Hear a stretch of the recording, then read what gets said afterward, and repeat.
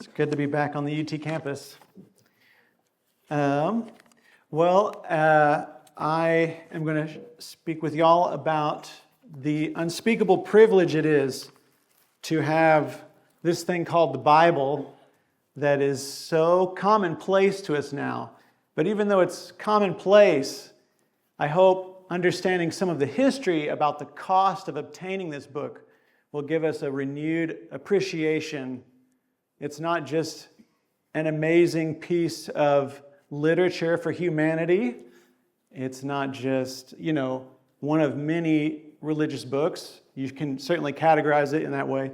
But this is a treasure for humanity. This particular Bible here, there's nothing that special about it other than it's old. It was my dad's step-grandfather's Bible.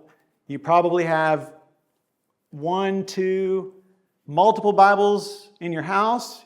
You have more Bibles at your fingertips on your phone than anybody was able to have in the last, everything before, 1800. We were so limited in what we could do with the Bible. Now we're in a wonderful time where the book is so available, but because it's so available, we may not treasure it so much. So this book was paid for in blood by many people. So I'd just like to share a little bit of the story of how we got the Bible in English. And I'll give you a bit of a background first before we get to three particular men who paid a high price to make the Bible available to us. So, as many of you should know, the Bible was written mostly in Hebrew and also the New Testament in Greek. As Christians spread throughout the Roman Empire, as the books of the Bible spread with them, it became necessary for the Bible to be translated into languages understandable to the people the Christians were reaching. And one of those first languages that the Bible was translated into was Latin. Somewhere in North Africa, probably in the 2nd century, near the end, the Bible was translated into Latin. And this translation, however it was done, changed quite a bit, spread across the empire, and all of those versions, the variations of that Latin translation, are known today as the Vetus Latina, the old Latin. And there were so many of these sort of translations, versions of translations of the Bible in Latin spreading throughout the Western Empire of Rome that eventually a pope commissioned a man named Jerome to come in and standardize it because Jerome complained to the pope there were more versions of the text than almost there were books in the world. Something needed to be done to clean up the versions. So in 382 AD, Jerome began his revision and fresh translation of the Bible into Latin, and that today is known as the Vulgate.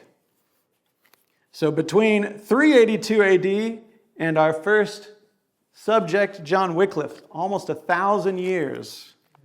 And over that time, for many complicated reasons, Latin, the language, became sort of the official language of the church.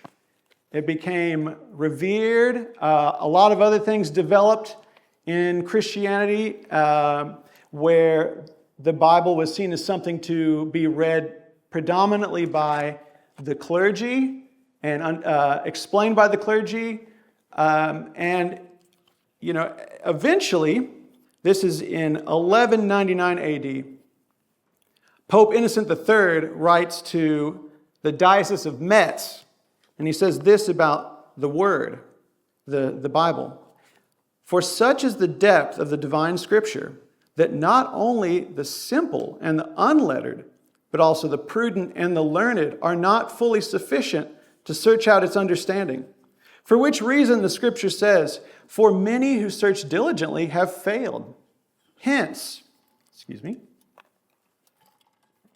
it should be rightly established. It was rightly established in the divine law that a beast that touched the mountain should be stoned, namely, lest any simple and unlearned person presume to reach the sublimity of the sacred Scripture, or to preach it to others. So the Pope Innocent III is warning against the dangers of just anybody getting his or her hand on the Bible and reading it in private, reading in public. Actually, the beginning of his letter to the Diocese of Metz, something had happened in that area where somehow Christians in that part of the church had gotten a hold of parts of the Bible and had been reading it in their homes and discussing it, and some problems came out of those groups discussing the word, problems for the established church, maybe some heretical problems too.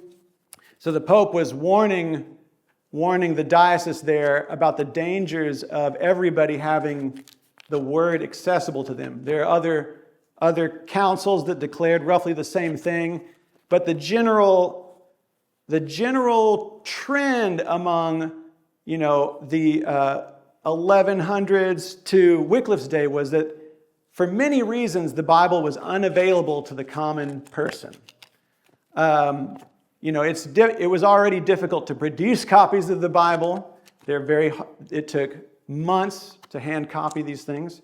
But also there was some trepidation on the part of church officials to allow the Bible into the hands of people like us. So people argue back and forth about these quotes. Well, the Pope didn't say he was going to kill you if you read it. And we can argue about how severe these quotes are, but the result was a general ignorance in the church about the contents of the Bible, which we understand to be the foundation of everything for Christians. Well, many people were troubled by the increasing ignorance among religious officials, among the common man, of the Word in the Bible. And one of those people that spoke out about this was a man named John Wycliffe. We're not quite sure when he was born. He didn't record it, unfortunately.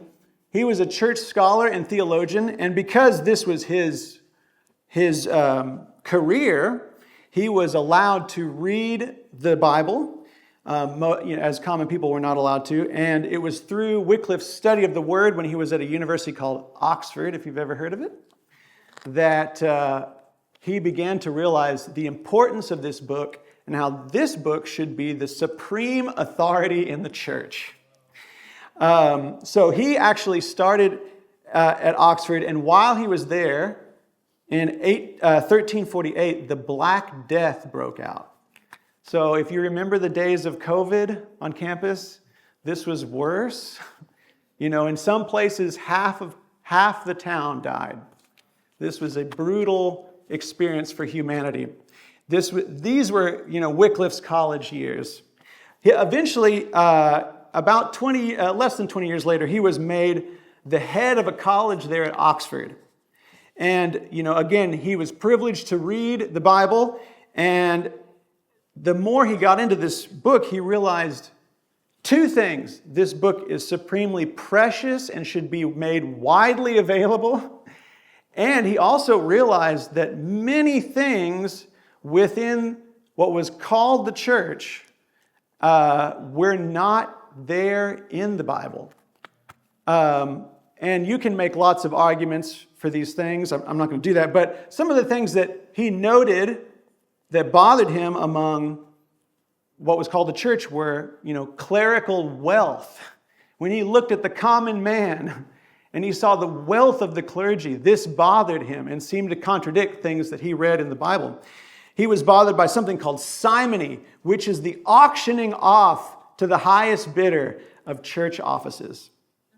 He was against nepotism, which is the giving away of church offices to your relatives. This was fairly common in different parts of the Catholic Church. Wycliffe was also very bothered by the papacy. And during Wycliffe's day, there were actually, at one point there were 2 popes at the same time. At another point there were 3 popes. So he was bothered about the office in general. He felt like there was no validation for it in the scriptures. And Wycliffe, of course, was not the first to say these things. Many people had been making these arguments at the same time that many of the same kind of criticisms that Wycliffe was bringing up. And I'd just like to mention that to criticize the established church at that time was extraordinarily risky. Today, we can just get online and we can rip into anybody, unfortunately, with impunity. But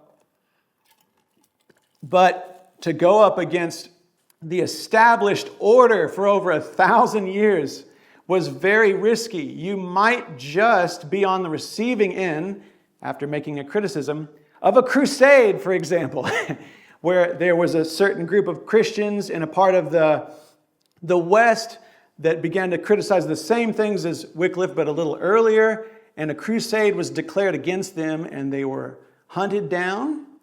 So it was extraordinarily risky to make the criticisms that he did. He was putting his whole career on the line. He was running the risk of losing his job and his life.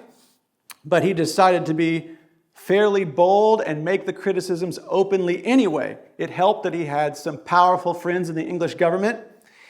But he made a lot of these criticisms in his writings. He also, at some point, he developed a strong sense, it seems, that the Bible should be made available in English in its entirety. And of course, at least one person here is aware that the English have been trying to do this for centuries. There are variations of translations of parts of the Bible into English, and Wycliffe, it seems, was determined to accomplish an entire translation of the Bible from English. It's hard to say how much he himself was involved, but the strongest contemporary evidence we have suggests that Wycliffe was at least the instigator of the project, if not directly involved in parts of translation. There was some kind of team, some kind of very strong translation project together in this team, and they produced this first translation from the Vulgate in the entirety.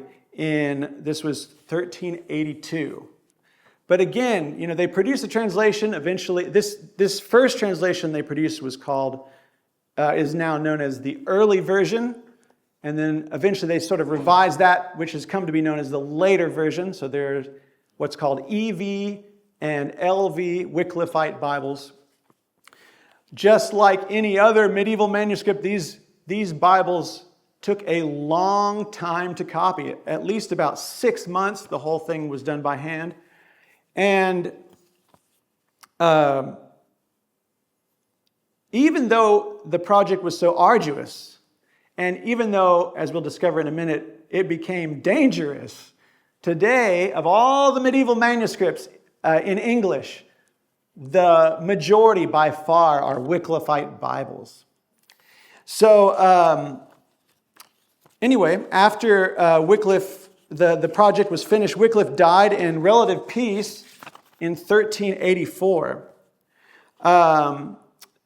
And the thing that made Wycliffe so interesting and difficult for the people who were not a fan of Wycliffe was that his ideas didn't just stay with him at a university, but somehow, and we're not quite sure how, his ideas, the translation, they transferred from the university to the common man, from the educated language into the common language, which then spread into the populace and became a big problem for the Catholic Church. So, because a lot of the things Wycliffe was saying challenged the established church's order. So in 1408, the Archbishop of England, named Arundel, he passed some laws decreeing that translation of the Bible could not take place without the express permission of the bishop or of a council. And if that was ignored, and also Wycliffe's writings were off limits in public or in private.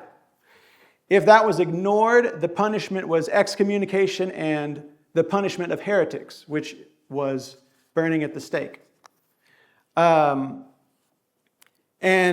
after that, the Pope Martin V, in 1415, he declared at a council that Wycliffe himself was a heretic. And as a result, they dug up Wycliffe's body out of where it was buried and burned it publicly. So again, people go back and forth about how severe these rules were on translation and reading the Bible, and you can argue, but you have to consider the effect of naming the translator of the Bible a heretic and declaring his writings heresy and his followers, known as the Lollards, heretics. And you tell me what kind of effect that has on Bible readership. So it stifled further development of the Bible among the populace for the next 100 years. But even with the rounding up of Wycliffe's followers, some being executed, still this group of followers from Wycliffe, called the Lollards, they spread throughout the English countryside, and they were very difficult to root out. They remained a constant problem for the Catholic Church. And shortly, so one other thing about this translation, as impressive as it was, and it was an impressive project, it was still from Latin, which in it was already a translation from the original languages. So a translation from a translation causes there to be some loss in the accuracy. There was need for a translation from the original languages into English, a project that a man named William Tyndale picked up. This man is such, to me, an honorable and impressive person. Slightly before Tyndale, by the way, something significant happened in 1450. Gutenberg developed the printing press, and suddenly the ancient manuscripts coming out of the destruction of the Byzantine Empire into Western Europe for the first time in centuries opened up the possibility of looking at the Bible in its original languages. Anyway, Tyndale, he also went to Oxford. He was a brilliant linguist and theologian.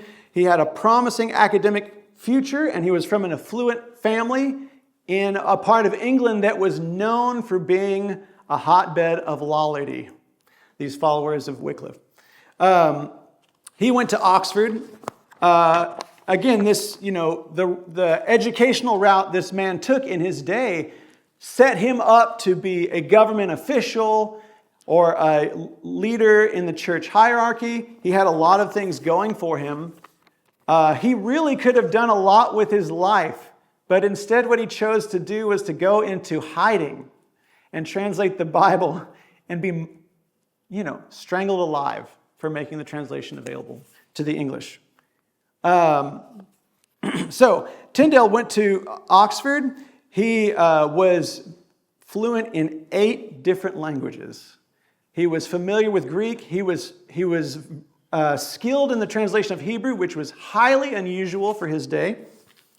I just realized how quickly time is flying. I had some fantastic quotes from a good biography about him, but I'll pass on those. But in case you're interested, there's a really good biography of Tyndale by this man named David Daniel.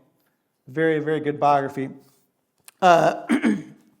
At Oxford, Tyndale became familiar with the Bible in the New Testament in Greek, and he was very disturbed by what Wycliffe noticed as well in his day, the general lack of biblical knowledge, even among the clergy. So I just got to read this quote. It's so interesting.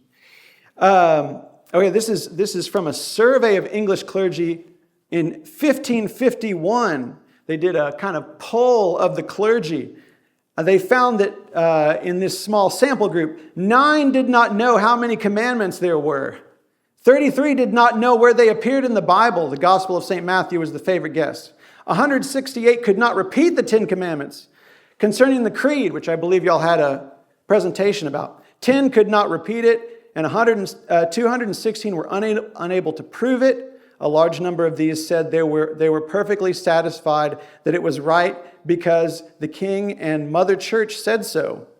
Most extraordinary of all, perhaps, were the results of the Lord's Prayer, part of the examination. 39 did not know where it appeared in the Bible. 34 did not know who was its author, and 10 actually proved unable to recite it. So there was a big problem in a general lack of biblical knowledge, even among the people whose job it was to teach it. Tyndale felt like the best solution to this problem was to make the Bible widely available through the printing press to the common people. But it was still illegal to do it in England without a bishop's permission. Tyndale traveled to London to try to get permission, but was unsuccessful. So his friends in London funded him to live in exile and translate the Bible in hiding because it was an offense punishable by death without permission. So, as Tyndale completed his translation, he had it printed, shipped to England.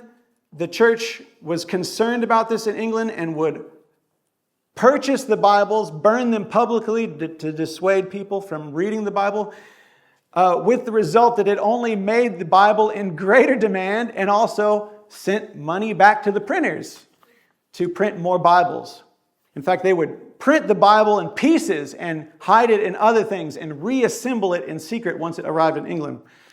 Anyway, this only worked for so long. Eventually, some church official, one historian speculates it was the Bishop of Rome, hired somebody to locate Tyndale and betray him to the authorities in Holland where he was. So this man named Henry Phillips, he befriended Tyndale. He pretended to be interested in Tyndale's work and betrayed him to the authorities, who threw Tyndale in prison for 450 days. And at the end of that time, as a reward for Tyndale's labors, he was strangled alive publicly for the crime of translating the Bible. And his last words were, "O Lord, open the King of England's eyes."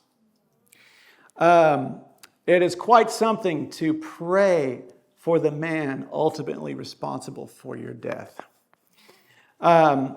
Within 4 years of Tyndale's being strangled alive, there were 4 English Bibles legally available in England.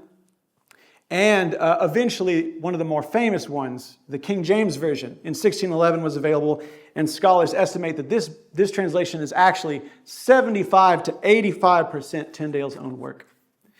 Now, the last person I'd like to talk about, and then I need to stop, so sorry, is a man named Thomas Cranmer. He was a theologian. He was a priest roughly the same time as William Tyndale. He was content to be a quiet scholar at the university, but he came to the attention of a man named Henry VIII, if you've ever heard of this person. And Cranmer impressed Henry VIII, who ended up making Cranmer the archbishop, which was a job Cranmer did not want. Thomas Cranmer came to the ideas of the Reformation very slowly, and eventually he became convinced that this was the right way to move according to the scriptures. But Henry was not interested in moving as quickly in reformative ideas.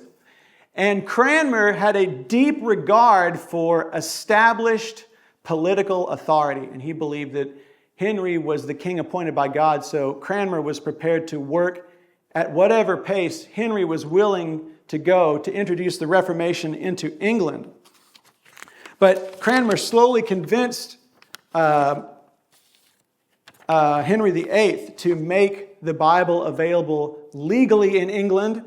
He even encouraged and mandated that the Bible be read in all the church services of England, and he developed a schedule for it to be done. A schedule which, as far as I know, is still somewhat part of the Anglican Church order, reading through the Bible. I don't remember how long it takes them to finish, but they finish the Bible in a few years, I think.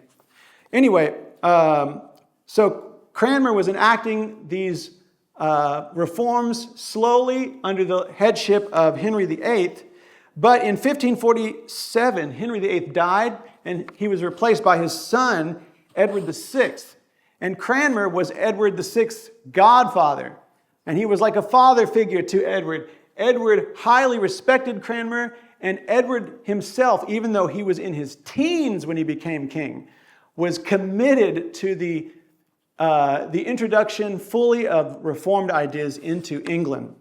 Unfortunately, Edward only lived about 5 years, and when he passed away, England got a new monarch, Mary Tudor. She's also known as sometimes as Bloody Mary. She, under her reign, in her interest to turn England back from Reformed ideas to Catholicism, she had between 300 and 400 people executed, one of whom was Thomas Cranmer, for his involvement in Henry VIII's administration, his marriages, and the introduction of Reformed ideas. She had Cranmer arrested and put on trial for treason and heresy. So one of the things that Mary, the Queen, used against Cranmer was Cranmer and all the reformers in England were good friends, and she had Cranmer brought up to the roof to watch two of his good friends, Hugh Latimer and Nicholas Ridley, burned alive. And it broke him, and he signed a recantation, and he asked forgiveness for having a part in introducing Reformed ideas into England. But Mary was determined, the Queen was determined to make Cranmer an example. So she went ahead with his public execution, and he was forced to give a sermon in front of the church confessing all of his errors and all of his shortcomings. And at the end of the ceremony, they would ceremoniously remove his religious garb from him and humiliate him publicly. And Cranmer, he gave this sermon according to what everybody was expecting until near the very end, where he completely changed his tone and rejected everything he had been psychologically pressured into doing. And they were, according to the best sources we have available, they pulled him out of the pulpit to stop him from continuing to finish his sermon, and took him to the stake where he was burnt in 1556. And his last words were, "Lord Jesus, receive my spirit. I see the heavens opened and Jesus standing at the right hand of God."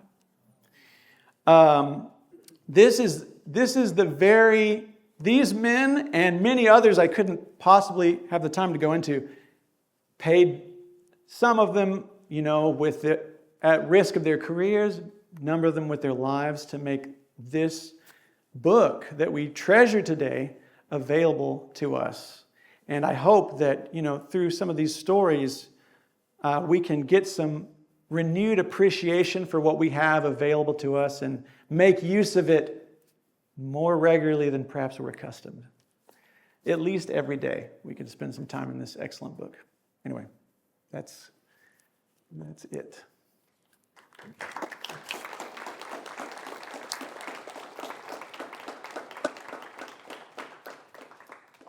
Thank you, Martin. Now we'll transition into questions. If you have a question, we should have mics, so you raise your hand, we'll bring a mic to you so we can all hear it.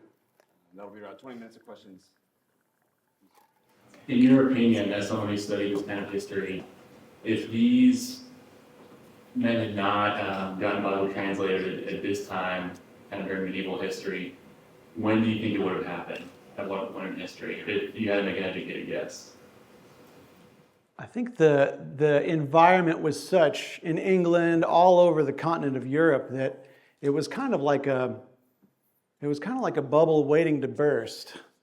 So probably if they hadn't done it, there were other people ready, I think, to do it. I mean, there were lots of people that worked with Tyndale that I didn't mention, like Miles Coverdale, and Tyndale had numerous assistants.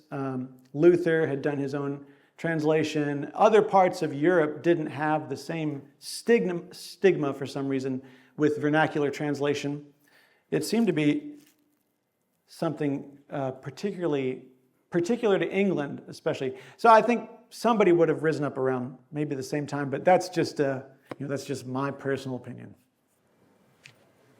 Can you describe the momentum of kind of the greater following of these people? If there's, obviously their assistance and whatnot, but if there's a, greater kind of mass push against like the Queen or whoever else at the time that was kind of the ruling body, if there was kind of a greater following at all?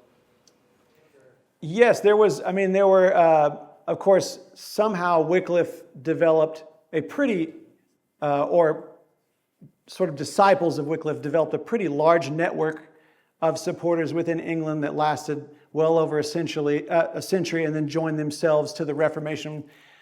Tyndale had people financially supporting him so that he could do his work in England. And according to some figures, Tyndale had, I think, about 6,000 copies of one translation shipped into England, which is 2,000 more than a similar printing in Germany, which was kind of the hotbed of the Reformation. So if that figure is correct, there was a sizable population in England that was very interested in what Tyndale was doing. And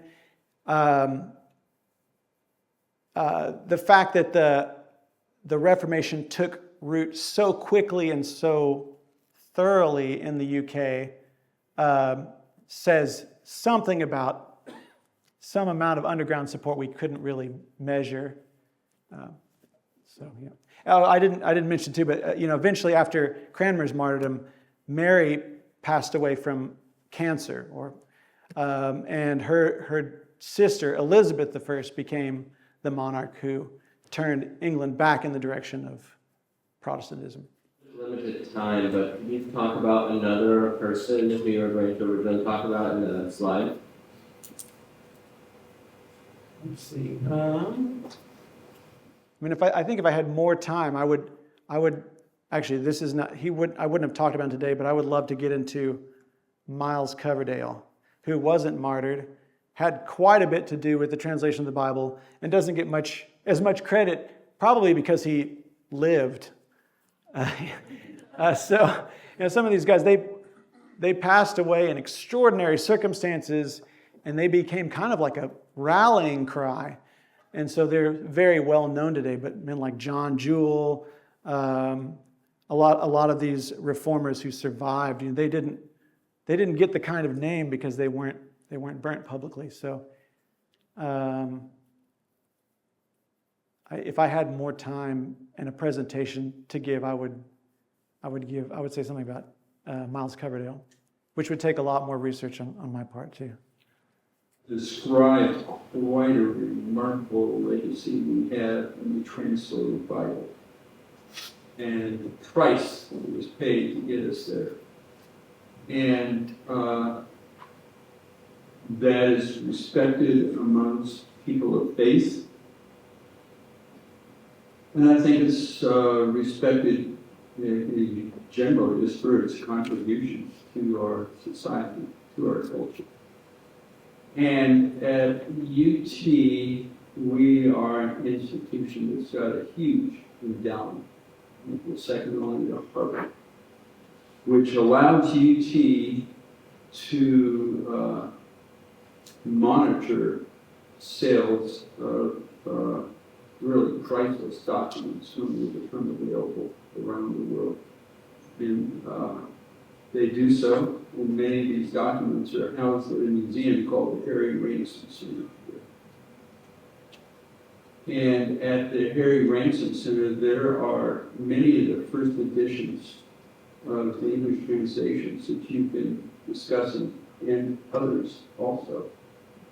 And I think probably a lot of members in the UT community are not aware of how we can access these rare and precious documents and have them pulled out for us to put our eyes on, even in some cases, put our hands on too. And I've done this for years. I take my students there to the Ransom Center, and we see the very documents that you are scrubbing, that were paid for oftentimes with people's blood, with their lives. And so that is a resource here we have at UT, but personally, I wish more of the students were aware. This is all recorded in the library, and there is a procedure.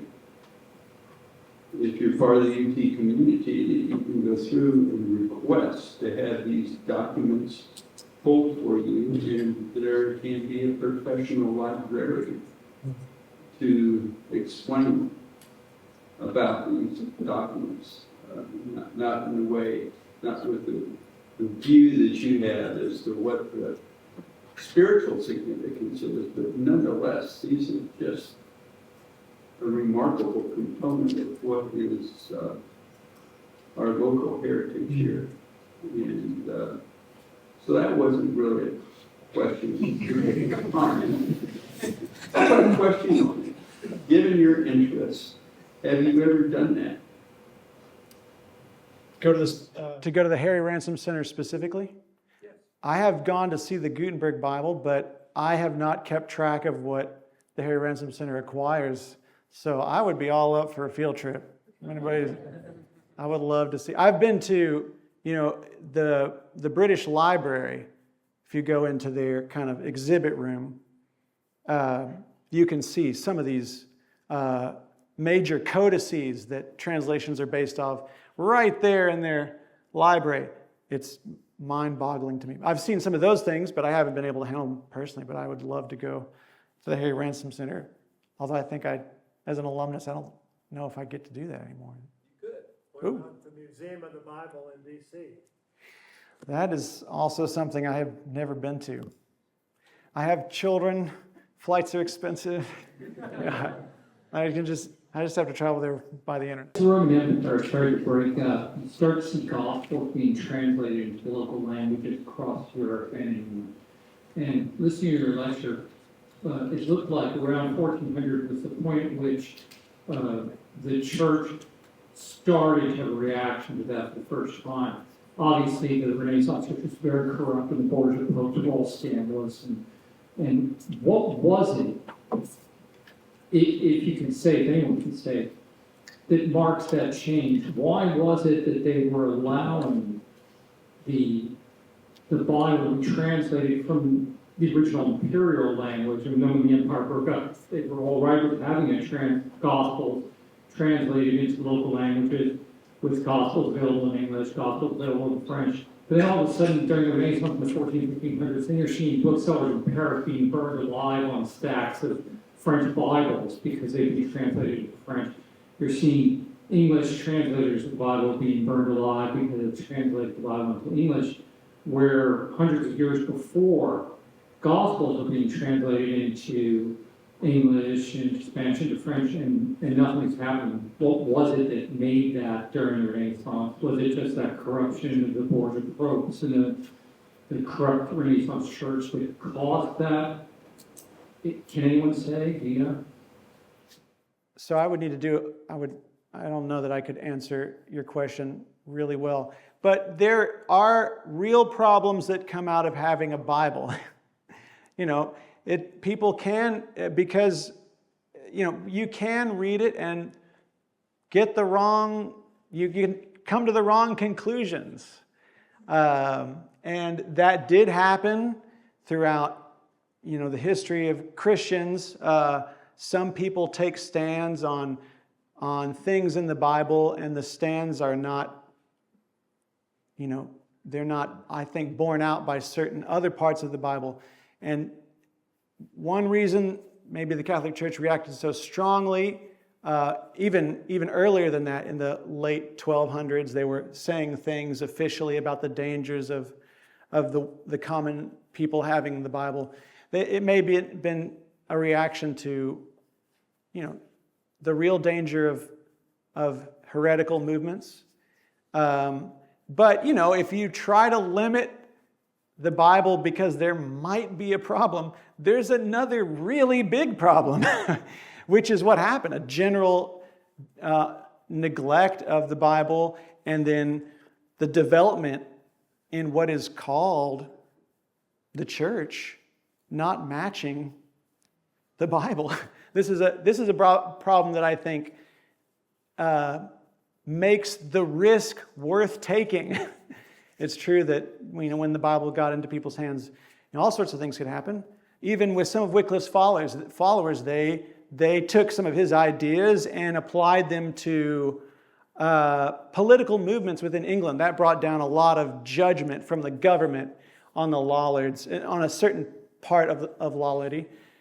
But and another reason too was it was a problem for the impact of the availability of the Bible proved a significant problem to established church hierarchy. It opened the door to a lot of criticism. That was also not good for them. They didn't like that as much. How would you say that, having the English Bible available, after William Tyndale passed away, how would you say that impacted the way people practiced Christianity, in the beginning, when there was only, maybe 4 Bibles? Oh, the impact of what William Tyndale did was it impacted, Christianity in England. It impacted our language, what he did. I mean, we're still using in English phrases he developed in his translation, like by the skin of my teeth. I mean, maybe you don't go around saying that every day, but there's a lot of, scapegoat is a word Tyndale invented to make sense of something to the English readers. So his translation,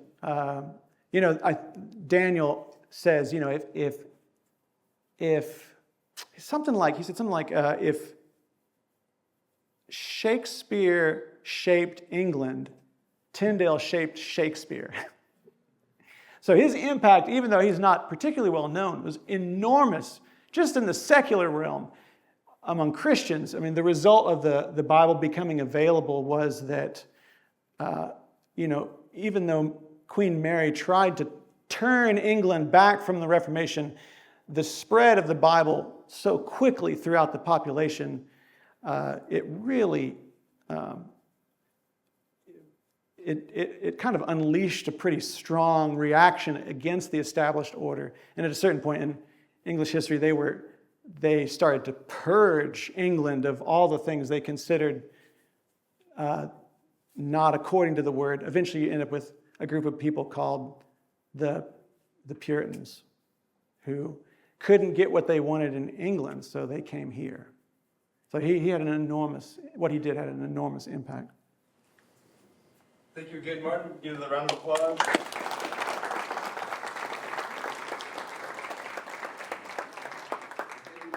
We've really enjoyed having you all here. We're just students on campus. So thankful we've been able to host the seminar event this semester. And we will be around this summer, but we will also be hosting events next semester. So be on the lookout for that. And I think that's all the announcements. Thank you all for coming.